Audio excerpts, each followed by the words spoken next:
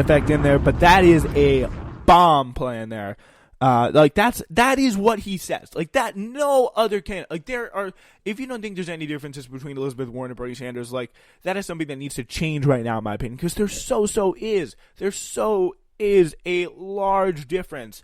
Of people like Bernie Sanders. If you really want change, if you really want to tax the rich, if you really want to hold the powerful accountable, there's only one candidate to do it. I think this plan and a whole host of other plans that I'm about to go through make that painfully clear. Yeah, so that wealth plan was a big part of it. Both plans have also recently have also recently offered elaborate but differing proposals on labor rights, and we're going to get into that a little bit more specifically. But all have substantial differences. For all the substantial differences that have emerged, the Sanders and Warren policy visions have both been couched within the existing economic confines of capitalism in a system in which particularly laboring class owns and manages capital and thereby empowered to make decisions in the economy, as opposed to workers who would direct the economy under socialism. Bernie Sanders releasing actually recently a plan, literally this morning, when the Sanders campaign released its corporate accountability and democracy platform.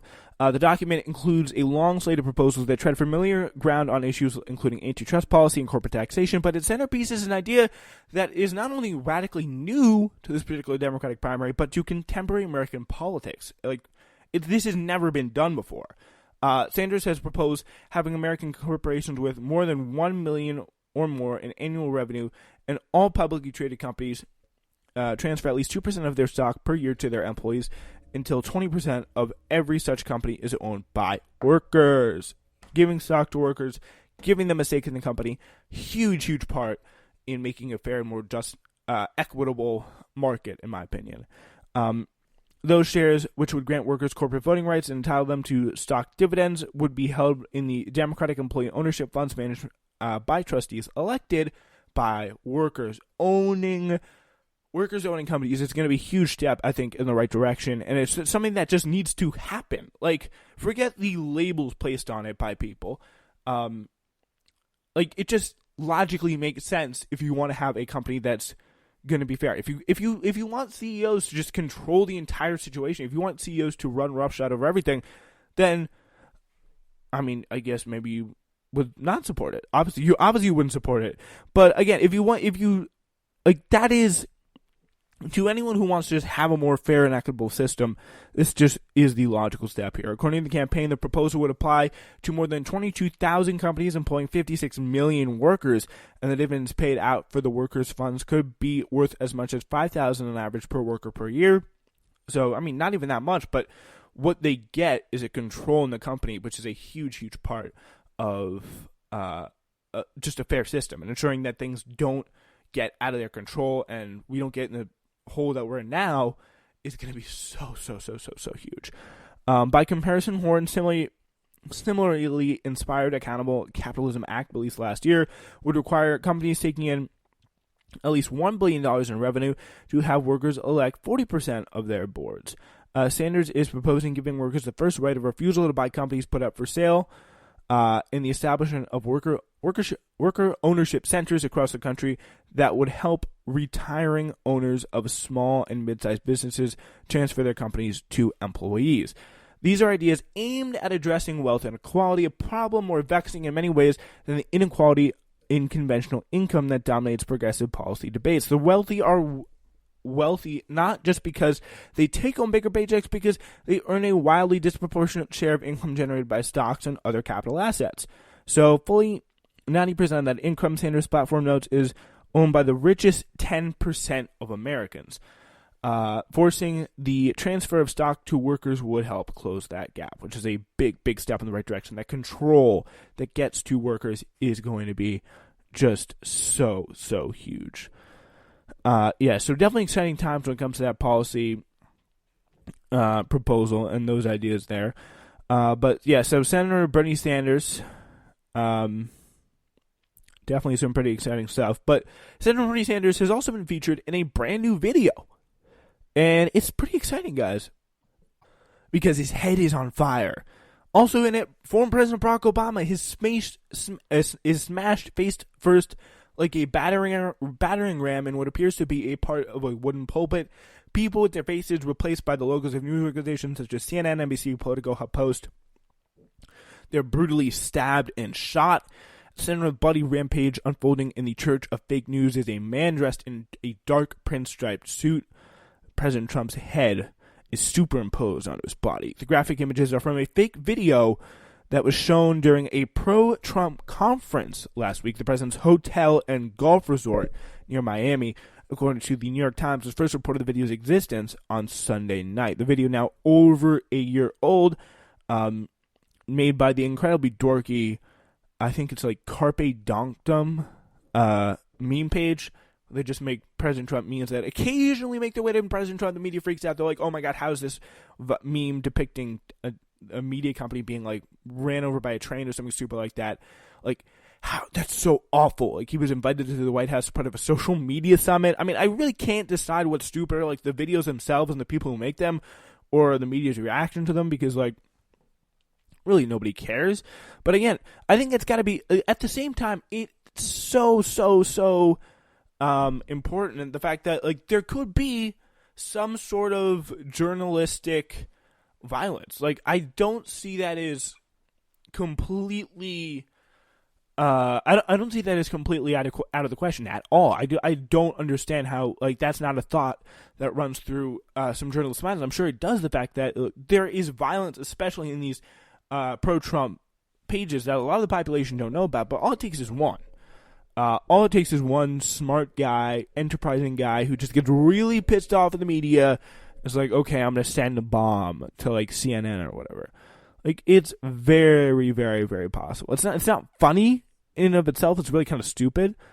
It is relatively well made for a stupid person making a video, but it is just, it's quite something. It really is.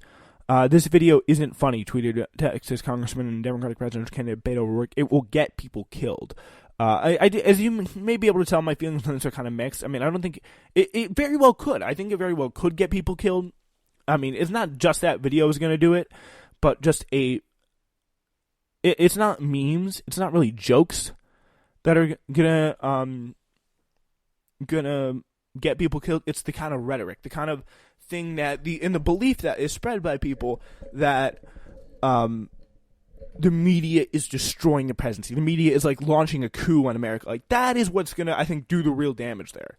Like, that is what's gonna make the biggest change. It's not gonna be any of these like stupid meme videos, but it's really, I think it's much deeper than that. On Monday, White House Press Secretary Stephanie Grisham said that Trump has not seen the clip, but based on everything he's heard, he strongly condemns the video. The video is adapted from a scene of a church massacre from the 2014 film Kingsman: The Secret Service. A very good film, by the way. It appeared to be shared on YouTube in 2018 to a channel that posts similar pro-Trump content, has been linked to a meme maker associated with the website Meme World. The site's creator is a user known by his internet handle, Carpe Donktum.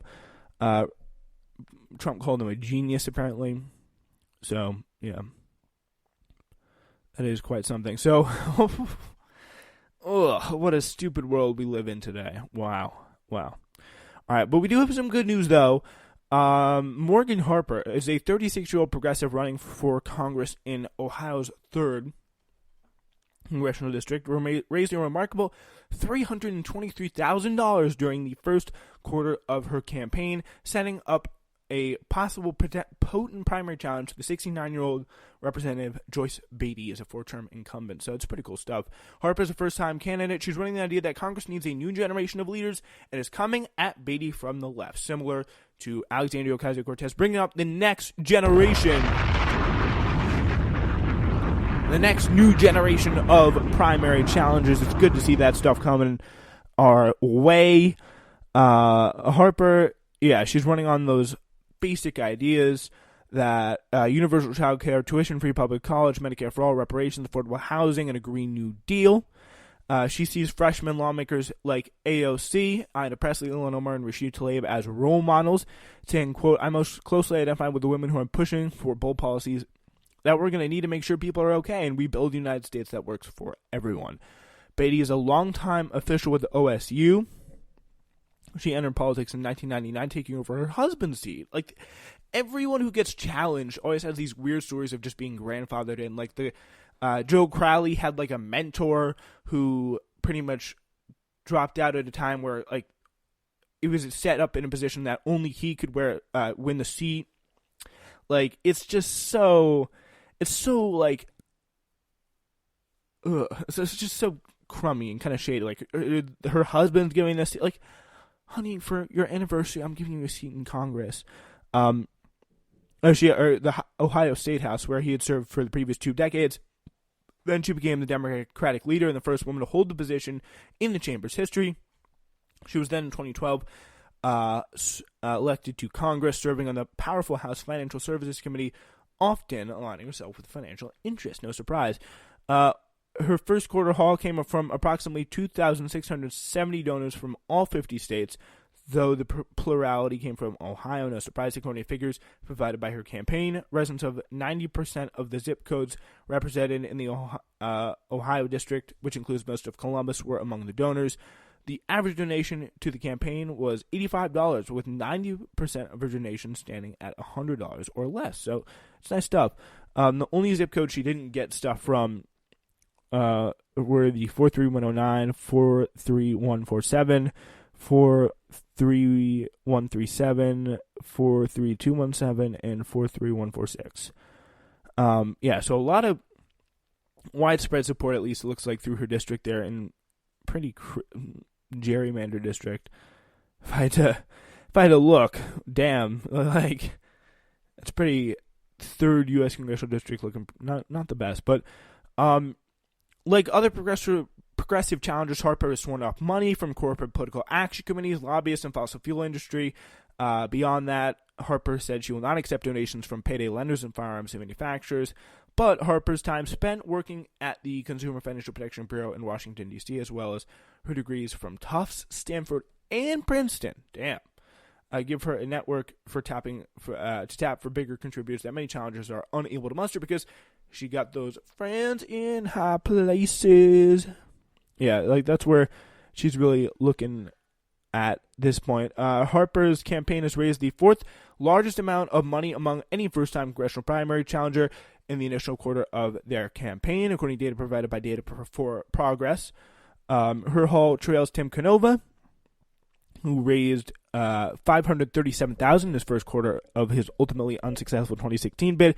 Suraj Patel, who raised more than $525,000 his first quarter bid against New York Rep. Carolyn Maloney in 2018, and Anna Presley, who raised $364,000 against Michael Capuano in the same cycle. Patel narrowly lost his 2018 bid, and he recently announced he will be launching a second challenge. Presley obviously won her race, now representing Massachusetts' 7th District. So Harper's campaign fundraising prowess was made possible by a strong ground operation. A lot of canvassing, a lot of knocking on doors, similar to the way AOC worked. The 3 recent incidents put Harper's campaign on the national map, giving her a boost among out-of-state donors, Harper said. An endorsement in early August from the Justice Democrats was a huge, huge deal. In early August, that's what she got, an appearance on the Young Turks, and the, quote, Jonathan Weissman thing, referring to a Twitter controversy initiated by then New York Times deputy editor, Washington editor Jonathan Weissman. On August 7th, he noted that just as Democrats had endorsed a challenger to Beatty, an African-American Democrat who represents Columbus. Of course, he's got those triple parentheses around his name. Harper then, quote, tweeted Weissman saying, quote, I am also black, at Jonathan Weissman, saying, like, what's your point? Like, we're not trying to be, like, racist. It's not based along racial lines. Stop trying to make it along racial lines and stuff like that. Harper's tweet went viral, elevated in part to prominent figures like Roxanne Gay, who tweeted, anytime you think you're unqualified for a job, remember that this guy telling a black woman she isn't black because he looked at the picture and can't see has one of the most prestigious jobs in America. The episode escalated when Weissman emailed Gay, her assistant, and her book publisher to demand that Gay apologize for her tweets, arguing that she had willfully or mistakenly misconstrued his remarks. That classic time-honored excuse. The drama then resulted in Weitzman getting demoted, and he hasn't tweeted since that day. So you can probably still go to his account